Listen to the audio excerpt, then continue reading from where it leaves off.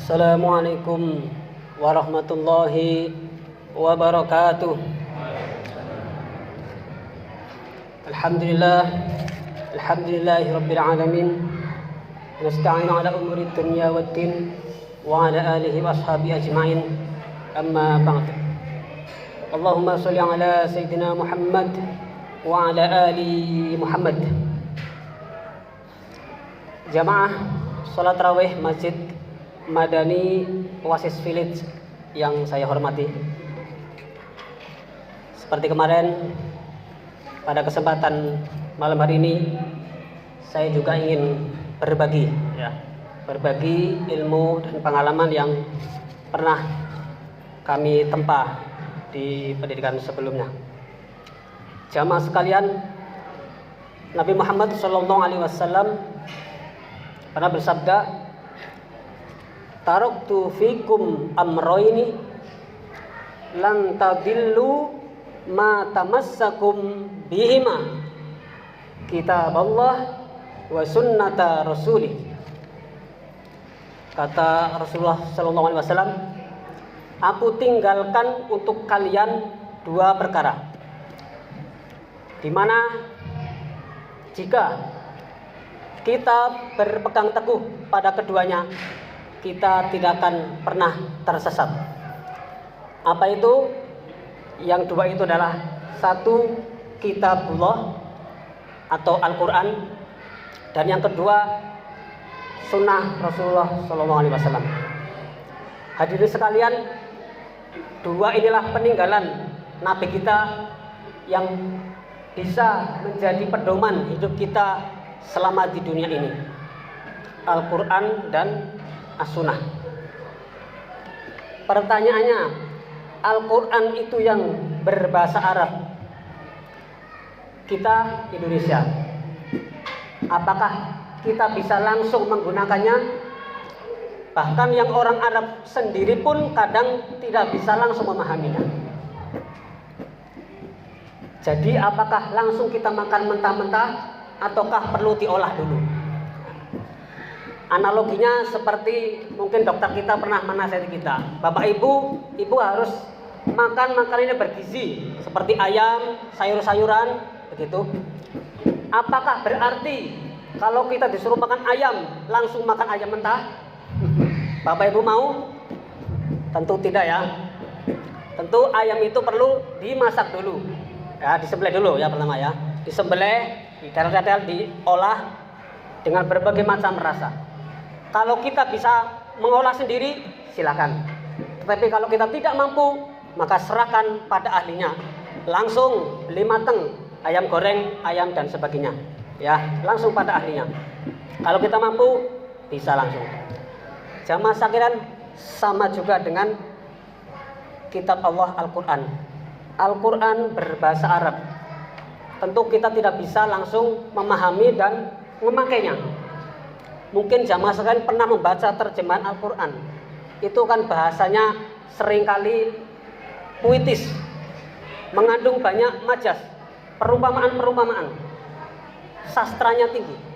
Memang Al-Quran bukanlah kitab sembarangan, bukan buku-buku pedoman biasa, tapi dia kitab sastra yang nilainya sastra sangat tinggi. Kenapa begitu? Karena sebelum Al-Quran turun, itu bangsa Arab itu ilmu sastranya tinggi. Jadi zaman jahiliyah itu bukan berarti bodoh sekali, tidak. Jahiliyahnya Arab itu jahiliyah dalam akidah, tetapi dalam ilmu pengetahuan, ilmu pemerintahan, ya, ilmu strategi perang, mereka jago. Ilmu sastra itu yang tinggi. Jadi orang Arab pintar syair itu udah biasa, itu dipuji-puji. Makanya Quran turun dengan bahasa yang indah sekali, menandingi keindahan sastra Arab. Sangat indah sekali bahasa Al-Quran itu. Bahkan orang kafir pun sebenarnya mendengar ayat-ayat Al-Quran, hatinya terkagum-kagum, terdecak kagum. Hanya karena hati ini, hatilah yang menutup dirinya dari kebenaran Islam, sehingga orang-orang kafir tertentu tidak sampai masuk Islam. Mengakui keindahannya, tapi tidak mengakui kebenarannya. maka kita bersyukur. Kita tidak mengerti bahasa Arab, tapi kita sudah beriman sampai saat ini. Alhamdulillah. Kemudian ayat-ayat Al-Quran tidak semuanya bisa dipahami secara tekstual. Mungkin secara zohir ada ayat-ayat tertentu yang bisa langsung dipahami. Misalkan Bismillahirrahmanirrahim, dengan menyebut nama Allah bisa kita pahami. Qul a'udzu birabbin nas, katakanlah aku berlindung kepada Tuhannya manusia, mungkin bisa langsung dipahami. Tapi lebih banyak lagi ayat-ayat Al-Quran yang tadi saya sebutkan, mengandung sastra yang tinggi, mengandung banyak perumpamaan, dan juga mengandung nilai-nilai kontekstual yang tidak serta-merta bisa diterjemahkan seenaknya atau bahkan digunakan, dicomot seenaknya. Tidak. Tapi ayat itu digunakan sesuai konteksnya. Contoh Bapak Ibu, di Al-Quran ada ayat waqtuluhum haitsu saqiftumuhum.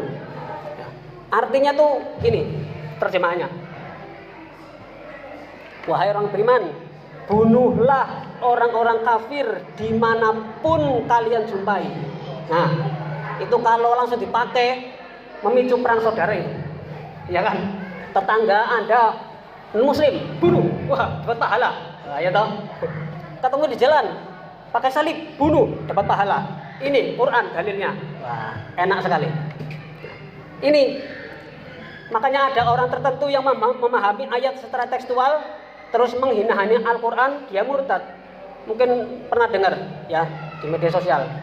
Itu ngata-ngatain bahwa Quran kitab pemicu perang, pemicu pembunuhan, padahal itu tadi salah memahami, langsung comot. Hadirin sekalian, makanya kita butuh yang namanya belajar kepada guru-guru yang memadai. Itu Al-Quran. Begitupun as-sunnah. Apa itu sunnah? Mungkin kita yang sering kita dengar sunnah itu ya melakukan dapat pahala, ditinggalkan nggak apa-apa. Itu istilah sunnah dalam bahasa fikih. Kesimpulan para ulama menyimpulkan tingkah laku Nabi, perbuatan Nabi, amaliyah Nabi yang kadang dikerjakan, kadang tidak. Oh, itu berarti hukumnya sunnah. Ada perkataan Nabi, perintah Nabi, amalan Nabi yang selalu dikerjakan, tidak pernah ditinggal. Oh, itu berarti hukumnya wajib. Seperti rukun Islam, ya, yang 5 itu dihukumi wajib sama ulama karena Nabi tidak pernah meninggalkannya. Kemudian ada perintah Nabi yang sifatnya boleh, disebut mubah. Ada larangan yang sifatnya mengikat, tidak boleh, haram namanya. Ulama menyimpulkan haram. Ada larangan yang sifatnya sebaiknya jangan, jadi anjuran yang bersifat larangan, namanya makruh. Nah, itu adalah kesimpulan-kesimpulan para ulama. Termasuk tadi sunnah. Sunnah yang kita kenal mungkin yaitu tadi sunnah dalam hukum Islam, hukumnya sunnah. Tetapi kata sunnatullah, sunnah Rasulullah yang dalam hadis ini maknanya adalah setiap perkataan, sikap, tingkah laku Nabi itu disebut sunnah. Ya, as-sunnah itu yang menjadi pedoman hidup kita. Al-Quran dan as-sunnah. Sering kita dengar ya, pengajian sunnah, ahli sunnah. Itu maknanya pengajian atau ahli yang mengamalkan amalannya Nabi, mengikuti perintah Nabi. Sunnah disebut sunnah. Nah, pedoman atau tuntunan amalan-amalan Nabi yang menjadi sunnah tadi ditulis itu namanya hadis. Yang tertulis itu loh namanya hadis. Sama ya, Al-Quran ditulis, dijilid, ini namanya mushaf Al-Quran. Namanya mushaf Al-Quran. Isinya Al-Quran. Sama juga hadis, kitab hadis-hadis. Isinya itu adalah as-sunnah. Hadirin sekalian, oleh karena itu dengan bahasa Arab yang begitu indah, hadis-hadis Nabi yang kadang maknanya tidak tekstual seperti yang beberapa hari kemarin saya sampaikan. Kita setidaknya ngaji kepada yang kompeten. Mohon maaf saya sebut nama ustadz di Indonesia yang populer ya. Mereka ustadz yang benar-benar ahli, memang berbeda-beda tapi muaranya sama. Mohon maaf saya sebut Gus Baha dan Ustadz Abdul Somad, ini muaranya ke Imam Syafi'i. Jadi lebih cenderung ke Syafi'iyah, kadang juga ke Hanafiyah.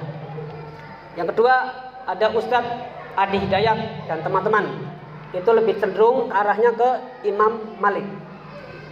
Kemudian ada Ustadz Khalid Basalamah dan teman-teman, itu arahnya ke Imam Hambali atau Madhab Hambali. Keempat imam ini, Imam Hanafi, Imam Maliki, Imam Syafi'i, Imam Hambali adalah imam-imam yang punya hubungan guru dan murid. Ya, Imam Hanafi punya murid Imam Malik, Imam Malik punya murid terbaik Imam Syafi'i, Imam Syafi'i punya murid juga Imam Hambali. Mereka mempunyai karya sendiri-sendiri, punya penafsiran Al-Quran dan hadis sendiri-sendiri, mempunyai pendapat sendiri-sendiri. Pendapat itulah yang disebut mazhab.